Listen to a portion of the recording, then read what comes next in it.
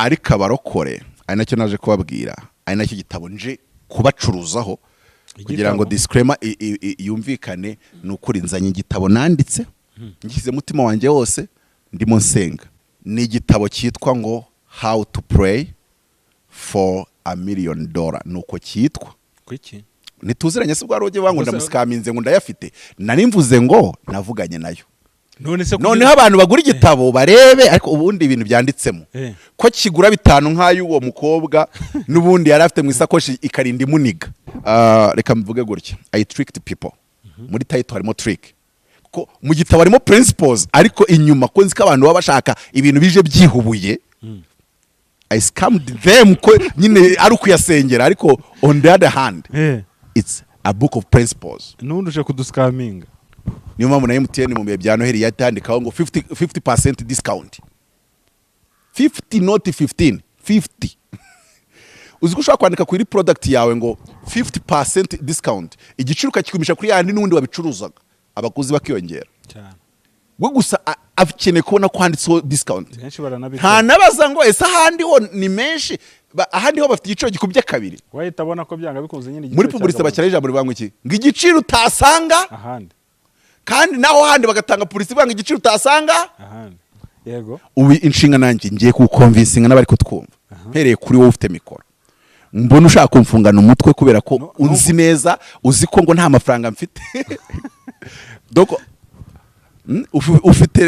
ufite ukuntu muri wowe ndi kukubona mukunjaje. None se dutegeka abantu gusengera $1,000,000 kandi wene yikeneye $30,000 cyangwa 70. Donc nanone usengera amafaranga ukeneye, kuko nanone ngiye kwereka uburyo isengesho ry'abantu iyo ribuzemo ibi bintu bitatu, Imana itijya gutya to igashyira muri puberi. Ituma Gaburiyeli nta nubwo itumundi ikiri ibintu muri puberi.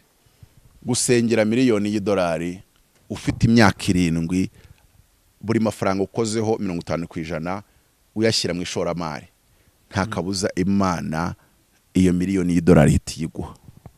Harimo n'isezerano ubyapurika imyaka 7 ishira ubishyira mu bikorwa, ubisengera muri style yanditse mu gitabo byanga unjyana ku rukiko.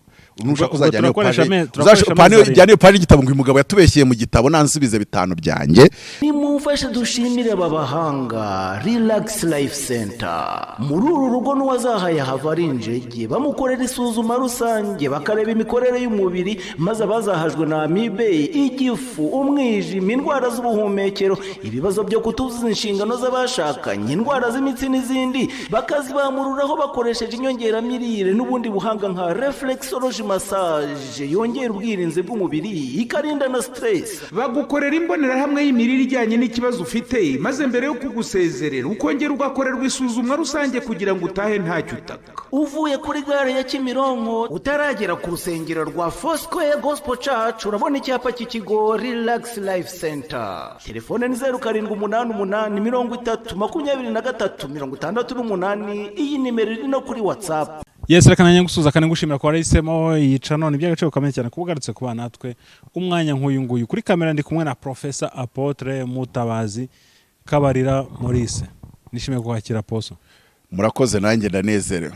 Meze neza? Yeah, I'm enthusiastic kabisa kuvuga ibintu numva nshaka kuvuga. Ndumva mfite amashagaga yo kubivuga. Hari umuntu urimo kuvuga ngo kugenda uba mwiza cyane bimeze bite? Ni Yesu wangize ku muvandimwe. Hallelujah. Ndimo ndasenga. Uhagaze neza. Iyo umuntu w'Imana ariko atari gusenga asa nabi. None yari gusenga asa neza. Cyangwa se Imana ikubeshya ko asa neza. Kuko Imana ikontrola amaso yashatse yakubeshya. Buriya Imana ikukubeshya ko nsa neza kubera ndi gusenga. Kugira ngo amen. Nibyo. Waba uri gusengera. Nawe ndasa ko akunda hoze nsa, ariko nyine Imana iri kuguskaminga yuko ndi gusa neza. Waba uri gusengera iki se niba urimo gusenga? Cyangwa ntabwo uri gusenga? Nkuko Imana iskaminza abantu ibabeshya ko bafite ubwenge. Bakabyemera mu bantu bamwe bari kuvuga ibintu by'ubwenge. Wapi mbavuga nk'ibyo navuze n'ubwashize mukavuga ko nta bwenge, ariko Imana tuyigashyira akantu igasigaho. Iskaminga ko ufite ubwenge kandi ntabwo. Ndetse ntujye ubona umugore washatse umugabo ukora muri UN ufite ibiceri, ufite imodoka nziza, ufite inzu nziza. Wareba uwo mugore ugahera hasi ku mano ukageza hejuru ushaka ikintu uyu mugabo yaramushatse bashaka ukabona ntabwo uri kukibona. Buriya abagifite. Aha. Icyo nzi nuko Imana iyo wayigireho umugisha. Tuvuga ngo Esther yari we mwiza cyane, Hadasa yari mwiza buriya cyane. Oya. Imana iyo yagutunze inkoni igira ukuntu yemeza ubwonko ukorega ikintu abantu birengagiza Imana ikontorora imitima. Njya nkunda kubwira abarokore nkababwira ngo nje nabonye aho Imana itegeka umuntu ngamo inoti ya 5. Duhera saa 11 ibimubwira turinda tujya saa 2 atarayama. Nari ngiye kuva City Plaza ntaha mu Kagarama n'amaguru. Nsohotse irambwiye ati sure wirukanka kuko umuntu namunize kabaye. Nutiruka cyane aryo rasanga bamujyana kwa muganga. Iruka. Ntera ibitambwe birebire mvari ya City Plaza uzamuka kuriya ushaka kwicomeka muri kagahanda gaca muri Mateus ujya harya ku musigiti. Haratu hakoraga umugabo bita Papa Mwezi na Mama Mwezi bacuza ibintu bya sport n'ubu baracyabicuza kandi bagira ibintu byiza ubwo ndaramwamamarije rwose. Akora mu itaje yo kwanda bajya aho mbiherukira ariko agira ibintu byiza bimazemo imyaka myinshi n'umukristo n'inyangamugayo. Noneho rero amaze no gukira by the way. Kandi wabaye inyangamugayo atarakira ntago yabiretse hagati. Ndi kuzamukira mbwira nandi gutera ibitambwe birebire. Rambwira ngo navuze ngo fumyamo kuko umuntu namunize. Ngezeyo nsanga bari gusenga iryo gusoza ngo batahe. Mpageze ninjiye wa muntu bahita basoza isengesho apfukama hasi ati ngenda gushima Imana ko ibyo nasengera go bimpaye. Bati hari message ubonye. Atoya ati umugabo Imana yambwiye mu 5,000 gwera saa 11. Ati nkakomeza kuvuga na aposo yambaye suiti nabamusuzuguye yewe bitaniba 5 agasuzuguro kabagasuzuguro. Noneho ngo uyu mugabo asohotse ngo Imana nyine ngo numva ikintu kiranize. Nge mpita nibuka ryajwe imbwe tirukanka namunize. Ati kiranize numva neza kandi kuko muri ngiye nkiyumvamo ko impamvu ndi kunigwa ariko namwe iminota ya 5 akabagiye. Ati none kwiyase ninsohoka ndamubona nimvuga nti turanye isengesho ndaka nimero Papa Mwezi muhamagare. Ubwo mwana magambo mbahaye wamya ufite temwe okirere wari uhari ibyo bintu biba. Nkavuga nariko tugomba kuzamura kwizera tukumva ko yananiga Elon Musk akagwa miliyari $. Ikibazo abarokore iyo bagezeho barababwa. None se yatinyutse kandi uwo mukobwa niyo yari afite mu isakoshi imbere n'inyuma. Cyokoze umugabo we yari yaje kumutwara bose bakoraga ku Muhima. Barabajene mari bataranabyara ndabyibuka. Hacemo imyaka rwose irenga 10. None kuri kwambara amakote intuguru zibitajyamo rwose ari binini cyane.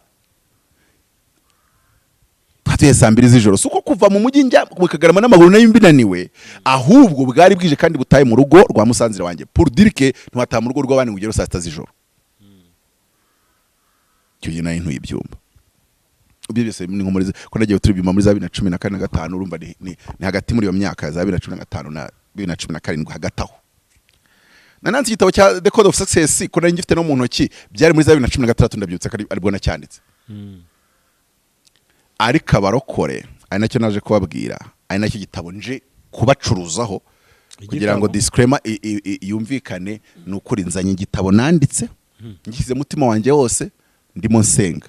Kabiri ndashaka ko mu kigura mani magambo ubwo mbamenyesheje ikingenza cyokoze umutazi cyongereza ntago ndagishyira mu Kinyarwanda ariko umuntu ubasha kugira icyongereza mu ishuri ukumva biri kujyamo. Waba warumvaga bikeya nawe wumve nyiri cyongereza Mutabazi yanditse ntago nabicomplete ntago nabigize intambara ni cya kintu cya such a person and so many soldiers. Ni igitabo cyitwa ngo How to Pray for $1 million nuko cyitwa kwiki nituziranye se bwaroge wangu ndamusikaminze ngo ndayafite nari mvuze ngo navuganye nayo. None abantu bagura igitabo barebe ariko ubundi ibintu byanditsemo ko kigura 5 nk'ayo uwo mukobwa nubundi yari afite mu isakoshi ikarinda imuniga.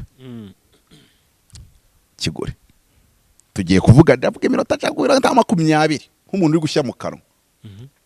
Kabiri ndifuza ko minota 5 ntangiye kukivugaho byibuza mba nkombense unyumvishe kuri kunyumva wenda cyangwa se akomeza kunyumva ariko yadecidinze katakigura cyangwa se akaba yavuze ati ahubwo nimero y'umugabo ndayishaka kugira ngo ikitabo nkigure. Soft copy 5 hard copy 10,000 kikagusanga aho ukorera cyangwa aho utuye simbizi uretse ko murabizi ko 10 rivanye mu rugo n'uri nturitahana ariko ndazi ko ibirimo ni ibintu by'imbaraga nanjye ndi kugenderaho kandi nushaka no kumbaza uti wewe si ryo sengesho risenze irayaguha ndafite igisubizo kandi muraza kumfasha kugira ngo nyine nyabone. cyangwa se muraza kumfasha kugira ngo nkore ibyo yambwiye ngomba gukora kugira ngo nyabone. Kabiri, ntago ari ngombwa abantu bose mu isi batunge miliyoni y'idolari. kandi ushaka ko bayasengera. Icyo mvuga ntago ari ngombwa ngo bose bayatunge. Iri sengesho si ngombwa ngo bose barisenge. None se ubu abantu bose Yesu yahamagaye bazuye abapfuye. Tuzi Petero yaramuzuye, Paulo azura utuko, ariko ntago intumwa zose zaririye kugira iyo mpano yo kuzura abapfu. Ntacyo byaba bitwaye bamwe, ariko nanone undi umuhanga yaravuze ngo you aim the sky in order to hit the roof. Ngo buriya ngo wapimye ijuru ushobora no guhamya igisenge.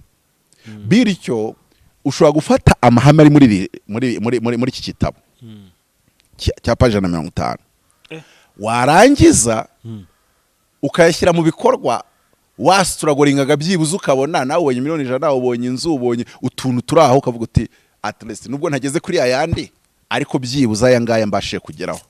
Ni ukubera rero yasengesha, ni ukubera kiriya gitabo. Reka mvuge gutya, I tricked people. Muri title harimo trick, ko mu gitabo harimo principles, ariko inyuma ko nzi ko abantu baba bashaka ibintu bije byihubuye.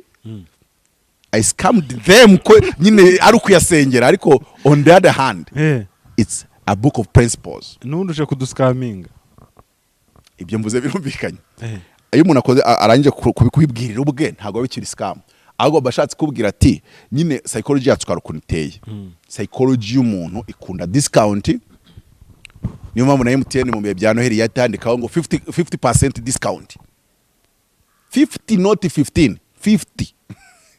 Uzi ko ushaka kwandika kuri product yawe ngo 50% discount, igiciro ukakigumisha kuri yandi n'undi wabicuruzaga, abaguzi bakiyongera cyane. We gusa akeneye kubona kwanditseho discount. Nta nabaza ngo ese ahandi ho ni menshi, ahandi ho bafite igiciro gikubye kabiri. Wahita abona ko byanga bikunze nyine igiciro. Muri publicité bakira ijambo ribango iki ngo igiciro utasanga ahandi, kandi naho handi bagatanga publicité banga igiciro utasanga ahandi. Ubwonko bwacu bukunana na scam. Niyo mpamvu kuri izi media abantu batunze amafaranga menshi nababeshya kurenza abandi. Inangiye nza mbeshya nayo kuba mfite akayabo. Reka noneho twinjire mu gitabo. Campus. Bazu dusobanurire. Igitabo cya mbere nacyanditse navuganye n'Imana, kandi igiye kure minota 20 ko ntayirenza. Tugeze ku 10. Tutangiye kuri 20 minutes. Yego. Ubu inshinga nanjye ngiye kukonvinsinga n'abari kutwumva. Mpereye kuri wowe ufite mikoro. Mbona ushaka kumfungana umutwe kubera ko unzi neza, uzi ko ngo nta mafaranga mfite. Doko ufite ukuntu muri wowe ndi kukubona mu kunjaje. Ndahera kuri wowe ngukomveka minota 20 yuko ibikubiye muri iki gitabo ari nta makemwe. Ushobora kujajinga Mutabazi ariko ntiwajajinga ibyanditse muri iki gitabo. Uretse kunda abantu banasanzwe n'abanabizo ukavuga bati ubundi kucyatagira akayabo kenshi kuko ubundi ararenze. Ibyo ngibyo ntago ari ibintu tugikoraho debate, ahubwo reka noneho turebe nimba narinjiyemo neza, nyine nkagosora nkakubita neza nkinjirayo neza. So igitabo cya mbere cyanditse navuganye n'Imana. Secondly, I have to sell 1 million copies. Ubwo mayandi magambo ningewe na selling, ungiye kwiga ubundi bimera bite, baseringa bate, kuko nanone ushobora kwandika igitabo cyiza ukagiseringa nabi cyangwa ukagicuruza nabi. Hagati ahubwo nyine nzanacisha munsi mbukire kinyanabonye publishing house izamfasha ko ndashaka kugikora neza professionally. Nta nubwo kirasohoka se? Oya, ndagitanga soft copy ku banyarwanda bagenzi banjye, ariko ningicuruza mu mahanga nzakoresha version yakozweho n'aba professionnel. Ariko ntago bazahindura message, bazahindura kwa kundi nyine bazongeramo scam, bazongeramo nyine kwa kunda gakava bakagira bakongeraho ngo publisher, bakongeraho ngo forward, umuntu wa forwardinze wenda ukanamwishyura nka $10,000 kugira ngo nyine bigende biba professional.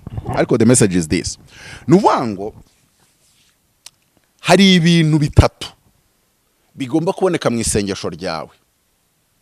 Whatever amount you ask for. Urumva nakoresheje ijambo miliyoni y'idolari kugira ngo bikuru attention. Ariko ntago ndagutegeka. Nigeze kubona jira wa ko banke nandi kuzamuka muri etage ko banke yabaga kwaje banke yabaga kuri nivo ya 2 Gicumbi. None ndi kuzamuka mpura na jera ari kuganira na muzehe wanjye. Okay, mu guco nyine numva ikiganiro bari bakigejeje ntago nabumvirizaga ndayikomereza, ariko ubwo nyine nkigenda nibaza kuki namugezeho ari kumubwira ngo ariko muzehe ngumaze ngo abantu bongi barambwiye ngo bakumbwiyeho ko yari umuje utaravutse ibyumba. Yari mushyashya. Oya, yaramaze igihe ariko ataravutse. Kandi ubundi byumba ntakora n'umuntu utaravutse. Ntago bikora buri abakigana ubundi bwoko. utaravutse ukaza uturutse ngo azajya itarama ngo ujye ibyo bawukora ibiki barakureba gutya ngo reka tuje kureba umwana gwita umwana umunyabuzare sinzi ako kantu kababamo ntibazambeshye. Abanyakivuye yagiye kugura umuceri ashaka iduka ry'umunyakivuye narabavumbuye. Umukecuru n'umunyakivuye ntago ajya gurira umuntu bamureba cyoze abibuze ku banyabuzare nibwo ajya hano ariko byo kubawe ni nk'abanyayisiraheli. Umuyahudi ari muri Amerika akagurira umuntu utari umuyahudi reka ahubwo yanagenda akarenga state eshatu akajya kugura mwene wabo. None arangije numva ari kumubwira ngo none se muze ngo hazaje tukakuguriza nka miliyoni 100 ngo rwose ngo nukuri ngo bampaye amakuru meza. Muze ati none se ko nta mushinga nyafitiye urayambera iki?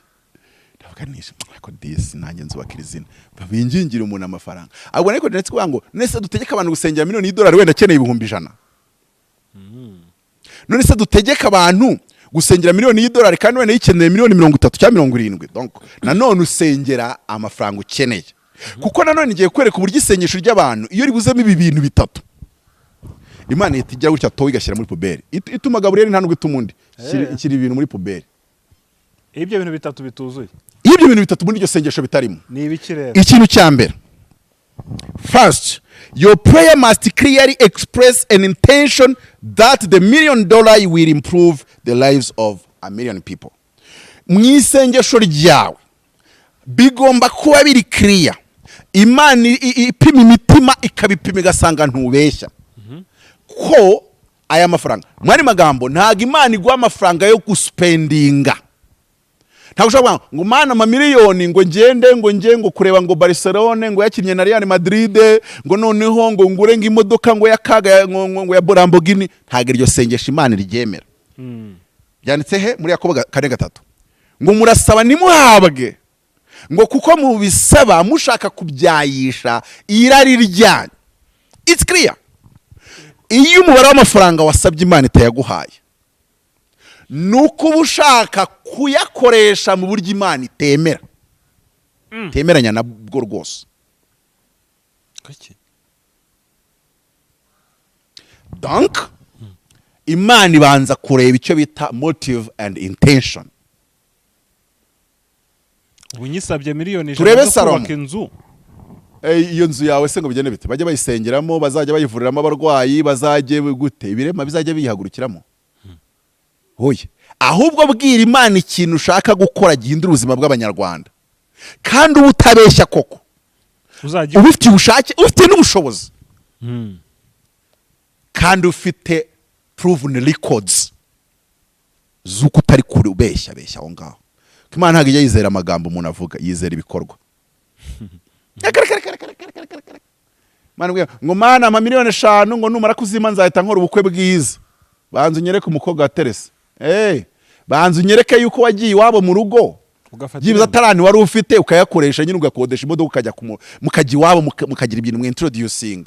Nje uragira ngo funding ikintu kiri mu cyuka ntako Imana igifunding ibintu bitarata wapi ifunding ibintu already biri in action. Noneho rero Salomo yaravuze ngo Imana yamubwiye reka tubanze twibuke abantu benshi babigisha Bibiliya sinzi ukuntu bayisoma. Salomo ngo yatambye ngo intama izingana intama zingana gutya inka zingana gutya nubara biya bihumbi bya ziriya ntama na ziriya nka ntabwo yashobora kubitambira umunsi umwe. Ku munsi yabaga agomba gutamba nk'inka cyangwa amahene bitarenze 10 cyangwa bingahe byabaga ari bikeye. Mwani magambo yahamaze iminsi magada buri munsi atamba ejo bakazinduka bakongera bagatamba ejo bakazinduka abantu bamwe bagahaguka ibitugu bakabati nukuri hari umuryango kwica inka biroro ngo nukugiye kwitamba ntago ari uyu munsi haje technology barakanda ahantu inka ikahita byirangiza icyo gihe nukuyigigira mukayifata mukayigira bakaruha abasore bakagenda baratamba ukwezi kwa mbere kurarangira baratamba kwa kabiri baratamba kwa gatatu aza kugeza ahantu noneho yaguye agacu haryamye kanunga karutu ubwiza kitwa Miliyoni. Imana iramusanga amuga ngo none nsaba icyo ushaka nkiguhe. Icya mbere yari amaze igihe afite icyo bita ubwo ni cya kabiri ngiye kuvuga proven record of how you manage how your budgeting is godly. ntabwo ushobora gusenga Imana uyisaba akayabo k'amafaranga. Usanzwe uri umuntu ukoresha amafaranga iguha cyangwa se ukorera mu buryo bugaragara ko ari ubupagani cyangwa se butari mu bumana. Icyo ni icya kabiri. Yego. Ariko Salomo arangije asubiza ngo Mana ubumwe ngusaba ikintu nshaka, mpa ubwenge n'ubuhanga kugira ngo mbashe gucira imanza abantu bawe. Muvuga ngo Imana muvuga ngo iryo sengesho rero usenze ubundi umuntu arisenze mpita muhana amafaranga, kuko uri gushaka guhindura ubuzima bw'abandi bantu. Iteka uzasenga ashyira imbere yanjye umushinga uhindura ubuzima bw'abandi, nasezeranye kumuha miliyoni z'amadorali, donc amafaranga menshi, kugira ngo abantu bumve miliyoni y'idolari ni sembole y'amafaranga menshi. Suka rero menshi cyane, ariko ni sembole y'amafaranga menshi. Ariko ntabwo uzasengera amafaranga menshi uri gusenga isengesho rimeze nka ryandi ry'umuntu usengera minervari y'abana. Mwami Yesu Kristo ibiza n'umwana yisaba minervari abaziga akagira igihugu akamaro. Ariko aramusaba, Mana nabonye ya costume ya wa muntu ndayifuza ndashaka kuyigura. Makeya ntago Imana iguha amafaranga iyo ari menshi uyasabye ushaka kuyaspendinga, keretse iyo ushaka kuyashora mu kintu kizatuma abantu bagubwa neza kandi benshi, kandi ukaba utabeshya rwose. Icya kabiri rero ni uko uba ufite the second, reka bwongeza ahangaha, second, you need to present 7 years of records showing godly management of your previous thousands or even hundreds. Aho ngaho duhita tujya mu migani gatandatu kugera ku 8, avuga ngo wa munyabutewe sanga ikimonyo wige kandi ugira ubwenge, ngiyo kigeze mu ki ngo gikusanya ibyo gikusanyije kikabicamo kabiri, 50-50, ngo 50 ya mbere kikayikoresha muri spending, 50% isigaye kikayizigamira winter. Aho ngaho rero harimo ihame muzasanga mu gitabo rivuga ngo reinvest 50%. Aha ngaha karanakomeye cyane, gusengera miliyoni y'idolari ufite imyaka 7, buri mafaranga ukozeho 50% uyashyira mu ishoramari, nta kabuza Imana iyo miliyoni y'idolari itiguha. 50% yashyira mu ishoramari. Mu ishoramari imyaka 7 ntago ari myinshi. Ariko ubona 3,000, icyatanu gishyira hehe? Mu ishoramari. Mu ishoramari. Ubona binga mu ishoramari. Ubona binga mu ishoramari. Iyo myaka 7 uri mu isengesho nabyo byongeramo. This is how I manage the money you gave me before. Wibuke Yesu ubwo yavugaga ati mbere kujya Imana iguhe byinshi ugomba kwanza ugakiranuka muri bikeya. Matayo urabyibutse. Twihuse cyane, Matayo 16:10. One who is faithful in a very little is also faithful in much. Third, your prayer should outline that you have a solid plan, leadership skills, and a team with production expertise to create an irresistible product needed by millions and empower thousands along the way. Your principle bwayo ni nk'interuro, ariko ibyo ntacyo bitwaye ko n'ubundi mutwanye mushyiramo ibintu byinshi bitari ngombwa. Ugomba kugaragaza yuko ufite plan. Muri kitabo natinze kuri chapitre, pray not for emotions. Mana wangiriye neza, wanyibutse, wagize uko bigenza. Iyo usenze iryo sengesho ivuga ngo iki? Abantu basengeye mu gihuru twibukiranye, mwana wanjye nkugarutseho, mwana wanjye ndakwimanye, mwana wanjye hari icyo ndemye. Completely no sense. Ngiye ibintu bihanuye iminota 5 mba nagiye, ukanguka usanga ntagihari. Kuko Bibiliya iravuga ngo kumunyembaraga yigaragaza nk'inyembaraga. Yego. Ngo kandi ngo kumunyembabazi kigaragaza nk'inyembabazi. Ngo Imana yacu ngo ku kigoryi yigaragaza nk'igoramye. Sorry to say that, abarokore benshi basenga nk'ibigoryi, Imana bakayibona nk'igoramye. None se biravuga ngo musabe muzahabwa, mukomange muzakingurirwa, mushake muzaronka. Ngo kuko usabye wese ahabwa. None kuki wasabye miliyoni y'idolari ntuyihabwa? Okay, tubare ko wenda mvuze miliyoni y'idolari, wenda wasabye miliyoni 100 cyangwa wasabye 50, kumaze imyaka 8 yose wikubaga imbere y'abahanuzi. Hari wowe wikunguta ngabo yaguhaye ngo kuko usabye wese ahabwa. Ariko usaba wese agahabwa ntibikure ijambo Yakobo yavuze ngo iyo ubisabye ushaka kubya Isirayeli ryawe rien. Imana ibona muri records zawe ko amafaranga ubonye n'ubundi uyaya rien. Ntacyo mwavugana. So muri kitabo rero harimo kwanza uburyo ugomba kubudgetinga. Iyo budgeting ukayikora wumva ko nayo iri part of isengesho, kuko nujya gusengera miliyoni y'idolari uzabwira Imana ngo mwami dore mu mezi 7, dore mu myaka 7 byibuzazaze mu 7 kandi uzambwira ngo iminsi 7 gwera ku mezi 7, dore mu mezi 7 amafaranga bamuhaye ko nayakoresheje. Mu isengesho ryawe you list out the budget, how you managed your money in the past days. Kabiri, mu isengesho yawe you tell God the plan of how you will use that $1 million. How you will invest this $1 million. So ndi kuvuga ngo mfite amavuta nkaho bari buyame ndi kuyumva ya mafaranga barayama 5 soft copy. Umva ndabwira Evode yandi kuru nimero rungana na taburo yose kuburyo urareba ikiganiro numero ikureba nawe uyireba nayo ikureba. Umva ndayishyiraho rwose. Umva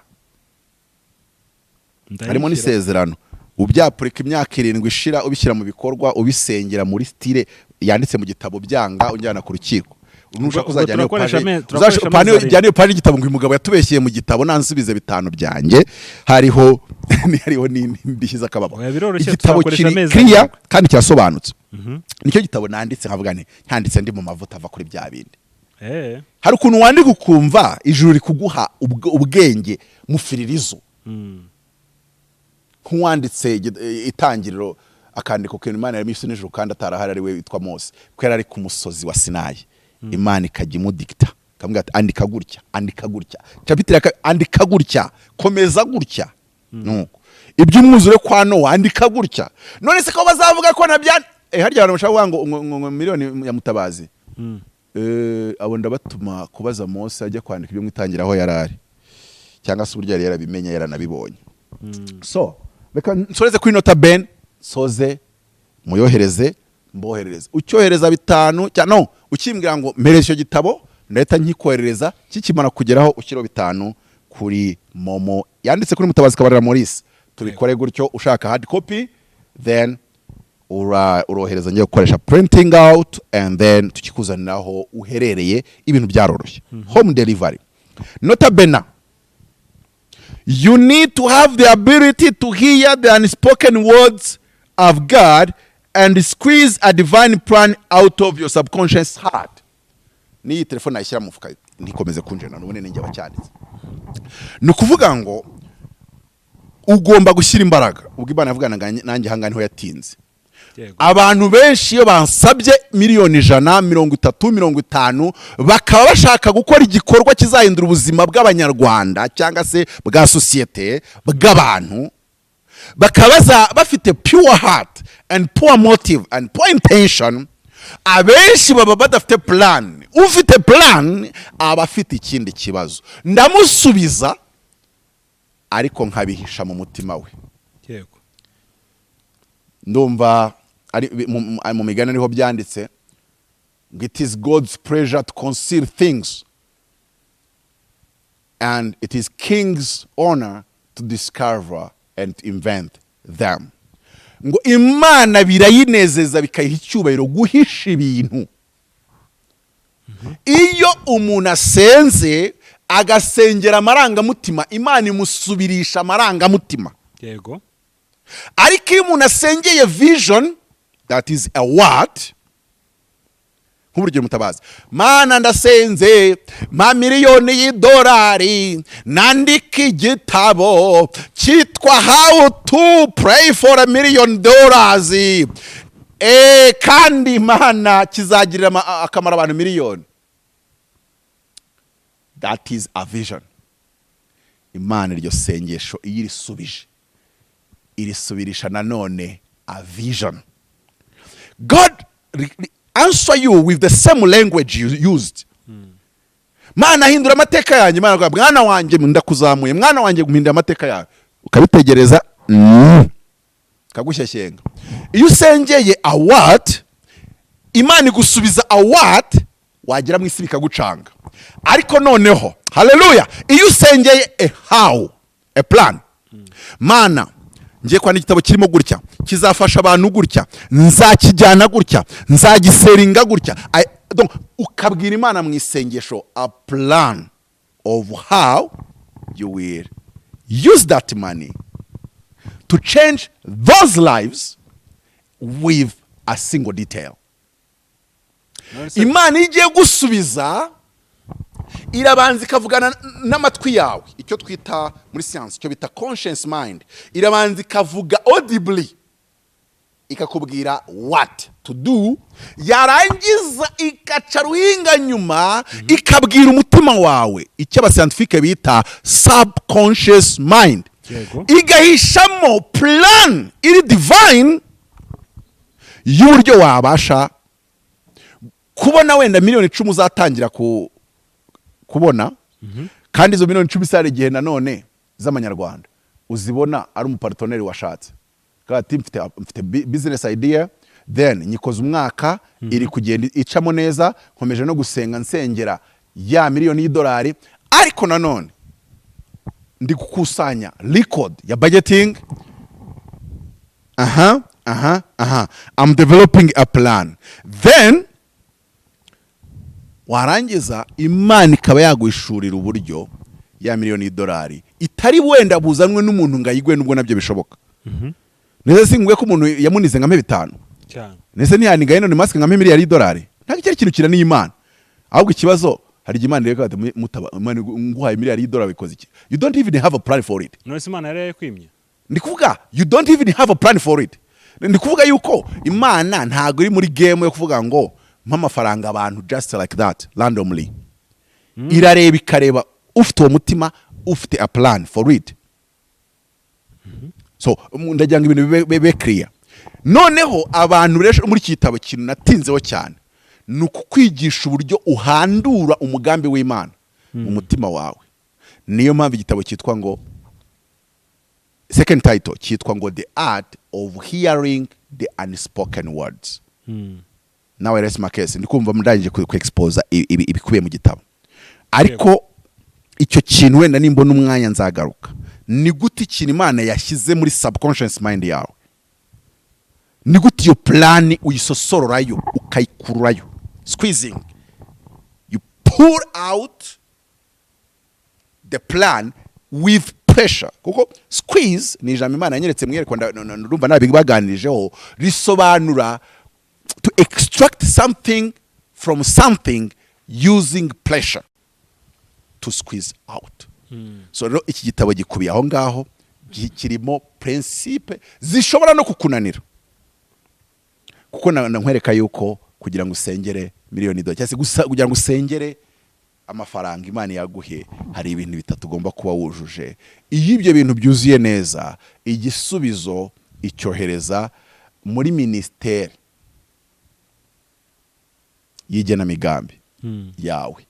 Ministeri y'igenamigambi mu Rwanda barayifunze, ariko iyo umuntu yo ntagifunze yitwa umutima, the subconscious mind. So rero ugomba kumenya gukora conversation with your heart, ugomba kumenya gukora the conversation with your subconscious mind. Reka wenda mbajyane ku ijambo ryo nsorezo ryavuzwe n'umugabo bita Carl Jung, niwe my favorite psychologist. Carl Jung anduba yaraturukaga muri za Autriche, aho ngaho niho n'iryo jambo bandika Jung ariko bagasoma Young. Carl Jung yakoze theory ya psychology, aravuga ngo muri quotes ze aravuga ngo, if you don't run to turn your unconscious conscious, it will control you and we call it fate. Aya magambo nwango ugomba kwiga kuvana ibintu bihishwa mu mutima wawe, that subconscious in the subconscious mind, ukiga kubisosororayo ukabishyira in the conscious mind. Kuko Imana igiye kuvugana natwe ikijyanye na plan, a how to, ibibwira umutima ntibibwira ubwonko. Yego. He tells it to the heart, not the mind. Mu cyongereza nibwo bita bisobanuka ko mu kinyarwanda biba bigoranye kandi nanone igitabo kiri mu cyongereza. Nimba iminota 20 turashira isigaye yimbazemo ibibazo 35. ubwo oya ndi kuvuga duhere hano navuze ngo dutangiye kuri 0. Ibaye 25 ubwo. Ibaye 24 ni Yego. 23 ubwo nayirengejeho. Hari ibibazo quickly kugira ngo abantu bazakigure. Reka dukore iminota mikeya. Ahubwo ibibazo bazabishyire muri comment ugaruka ubisobanura. Nzabigaruka mbisubize. Ugaruka ubisubize. Yenuba nibyo ahubwo ku muntu wifuza kugura iki gitabo nimero ya Poso Mutabazi ni 0788 30 95 13. Igitabo ni ibihumbi 5 soft copy, hard copy ni 10 home delivery.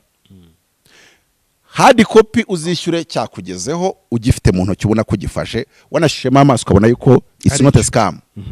Soft copy mbwira uti cyohereze nimara kucyohereza ushyiro 5 undi ngo ubwo se ngo cyohereje ntiyishyure nifite mama ufite yo gusenga ugahura n'akaga none se ubundi kukiguze kugira ngo kiguteze imbere none numara kukigura ukaba ufite umuvumo udashobora kuvaho kubera ko wibye ibyanjye none se nimba Imana yaranize umuntu kubera 5 yanjye ubwo we kuniga niwe byananirana rwose icyo ngicyo ntabwo bangifiteho. Icya kabiri umuntu udahagaze neza mu ikofi wemereye kwishyura amafaranga 1000 nkaguye igitabo ukwezi kwashira ukongera kwishyura 1000 amezi 5 cyangwa se mu gihe cy'amezi 3 ukaburangije kuzuza 5 yawe ya soft copy. Ntekereza yuko ibyo biri fair enough kandi nihagira umuntu wishyura bwa mbere akishyura bwa kabiri akavuga ati muri no minsi ndabona ntagaze neza akabinsobanurira cyangwa agasobanura timu yanjye ishinzwe sales hari igihe twazamusona tukavuga ngo hagarikira kuri ayo ngayo wenda uzakomeze nibyongera kugenda neza. Mu magambo ntago igishyizwemo imbaraga cyane ari ukukuramo amafaranga. Ayo mafaranga uri gutanga azatuma tujya no muri Kenya tujye no muri tuzenguruke kuko nima ngomba guseringa kopi miliyoni ntago ari imikino. It's not a joke. Yego. It's not a joke. So rero ikigamijwe cyambere nuko iki gitabo gendera ubuzima bwawe ko ntabwo nakwigisha ihame ngo ari nge uhita utajya kurirengaho. Donc nimba ushaka $1,000,000 banza ushyira imbere guhindura ubuzima bw'abandi none nkahita nshyira imbere kugukuramo amafaranga already nabari ngewe uri gukora anti campaign igitabo bwacyo. Yego. So ni ibyo ngibyo rero nimero bayibahaye niyo iri kuri WhatsApp ibindi bamara kunyandikira ni nayo yishyurwaho byose bikagenda neza 0788309513. Reka nkubwire logical amafaranga 5,000 nimba ubasha gusoma icyongereza kigure. Kabiri igitabo nguhaye ntago bisobanuye ngo cyoherereze mugenzi wawe mureke nawe yigurire. Gatatu nubirengaho ukavuga uti ngenda gihaba abashoboka bose kimwe cyo kizagenda cyanditseho amazina ya Zebedaya Adenuga ntago kizagenda cyanditse amazina yawe kizagenda cyanditse amazina yanjye Zebedaya Adenuga so ngenza abandi kwamamariramo. Kabiri ariko umuvumo uzakubaho kuko uzaba umeze nk'uwibye gusa ngenda bizeye I trust you ngo nuha abantu PDF ngo bazayicuruza. No, I'm not like that. My first intention is to change lives and millions of lives. Yego. So reka rero mpinira aho ngaho Reka ubundi dushime- ibibazo bizaba muri comment bitandukanye tuzabisubiza ariko bizaba ari ibibazo ku gitabo. Yego. Niba ari ibibazo bya attaque personnel you are wasting your time sanzwe menyereye kwatakwa I'm used to it so ntacyo bizabigufasha. Yego. Wenda uzambaza uti ko tujya dusenga bikagenda ko mu gusenga gutya ko nongeye nakoze gutya mbese umbaza ikibazo kijyanye na substance message of the book. Yego. Imana ibamugisha ndabakunda cyane.